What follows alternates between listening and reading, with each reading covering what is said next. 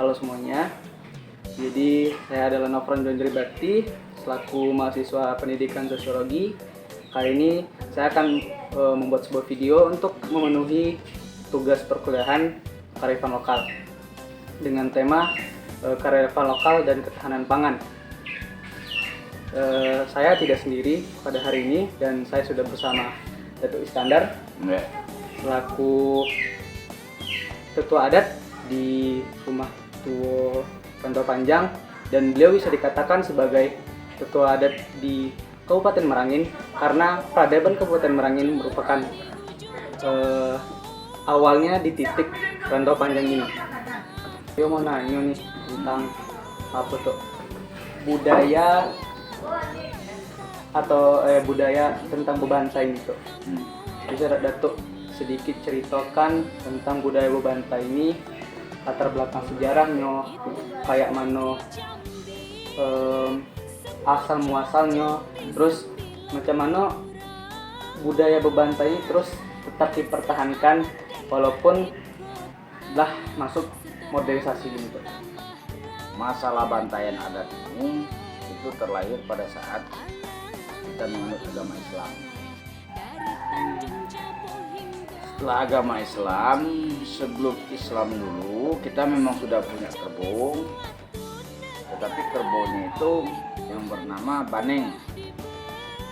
Baneng itu sebenarnya bukan ini, kalau supaya kita ketahui bahwa baneng itu adalah kura-kura. Nah, kalau nenek kita menganggap kura-kura itu adalah menganggap itu kerbau. Tetapi setelah agama Islam masuk oleh nenek kita penebar agama dulu, salah satunya Puyang Said Mustafa, itu mengatakan bahwa baneng ini adalah kura-kura, bukan kerbau. Dan suatu saat akan saya bawa kerbau itu ke sini. Nah, tidak berapa lama kemudian nenek ini dikunjungi oleh beberapa temannya dari Turki yang membawa kerbau tersebut. Sehingga kerbau itu dibawanya adalah 3 ekor, 1 betina, 2 penjantan. Jadi jantan 2, betina 1. Nah, sehingga jantan yang 1 ini dipotong, yang 2 ini, yang sepasang ini dilepas, dikembangbiakkan. Nah, mulai dari saat itulah kita mulai meyakini bahwa baneng ini atau kura ini bukan kerbau. Makanya setiap sebelum bulan puasa saat itu nenek kita membantai kerbau ini. Nah, setelah kerbau ini dibantai dan diajaklah seluruh masyarakat mencoba mencicipi atau sekaligus makan bersama. Nah, oleh karena itu terasa bahwa kerbau ini memang enak, tidak seperti kura-kura tadi, maka diyakinilah, semakin yakinlah orang terhadap Ketahanan pangan kan untuk konsumsi gitu. Seawal itu masyarakat sini kan bertani, berarti lah makmur lah itu kerbau banyak atau banyak. Nah, sekarang itu masalah tentang ketahanan pangan tuh kayak daging ini ibarat kata tuh hal yang pertama, hal yang wajibkah dalam bulan Ramadan untuk orang kafir terutama dan Kabupaten Merangin secara umum orang-orang Batin, apakah daging kerbau itu tuh menjadi konsumsi yang harus pada bulan Ramadan sebagai bentuk sukacita, sebagai bentuk konsumsi gitu tuh. Yang pertama, wajibkah sebagai konsumsi? Terus yang kedua tuh adakah nilai gengsi gitu tuh, identitas gengsi ketika kan Nofran tuh pernah dengar cerita ada tuh kayak gini tuh, kalau tetangga beli segiko awak jangan kalah gitu, malu gitu tuh. Apakah kayak gitu tuh, semacam kalau orang-orang di kota tuh kayak SMS kok senang melihat orang susah melihat orang senang. Ketika kanti beli mobil, awak nak beli mobil juga. Nah, ketika kantina beli kok kan awak nak beli. Nah, itu jadi gini. Nah, itu tuh. Saudara Datuk sudah nangkap. Nah, memang ada sifat semacam itu, ada kecemburuan. kalau orang depan rumah nih motong kerbau kok awak ida kan keluarga ida memang ada rasa malu. Cuman inti yang sebenarnya bukan itu. Inti sebenarnya Denny menunjukkan bahwa inilah budaya kita. Kita harus pertahankan ini. Kadang-kadang itu kurang juga duit dari keempat keluarga ini orang depan rumah yang nolong. Sebaliknya macam itu juga.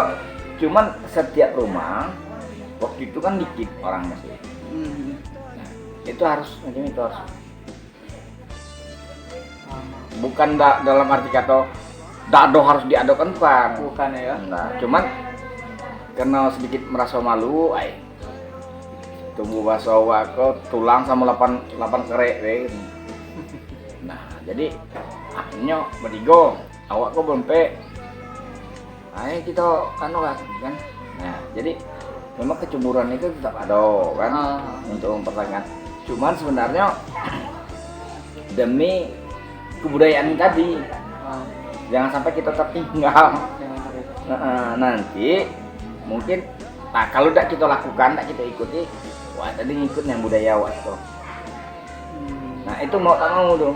Jadi itu memang mau tak mau boleh dikatakan wajib, nah, boleh juga sunat lah gitu. Atau yo tidak sudah kan gitu. Cuman sedapat mungkin kalau sudah orang empat itu harus berusaha. Jadi ibarat kata itu harus ada dan orang empat tuh harus mewajibkan itu harus membisarkan dan itu tuh untuk apa ya tuh sebagai stok untuk makanan gitu ya tuh. Bisa. Itu. Jadi stok untuk makanan menjelang yang jelas untuk sahur katanya kan. Nah, entah ini banyak unsurnya mulai dari latar belakang sejarah, terus transformasi dari yang sebelumnya kekeluargaan menjadi nilai ekonomis, terus untuk memasok ketahanan pangan, terus ada nilai identitas jati diri di sana. Iya betul. Terus ada sebagai bentuk sebuah kebudayaan yang bisa membaur seluruh masyarakat. Tapi yang satu inti itu tuh lebih ke silaturahmi. Ya. Selain ada nilai ekonomis dan ketahanan pangan. Itu yang sangat anehnya silaturahmi tadi dalam kekeluargaan tadi itu yang intinya yang sudah.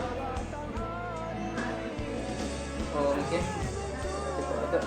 Hari sore Makasih. nggak hujan pula. Oke. Sekian teman-teman interview kita bersama Dato Iskandar AG. Beliau adalah orang yang paling familiar di desa Tua Adat ini, rumah Tua Adat ini, dan beliau sudah melalang buana ke seluruh Indonesia untuk membahas tentang kebudayaan di Indonesia kan tuh. Ya. Sekian interview kita kali ini. Terima kasih telah menonton sampai saat ini. Saya ucapkan Assalamualaikum warahmatullahi wabarakatuh.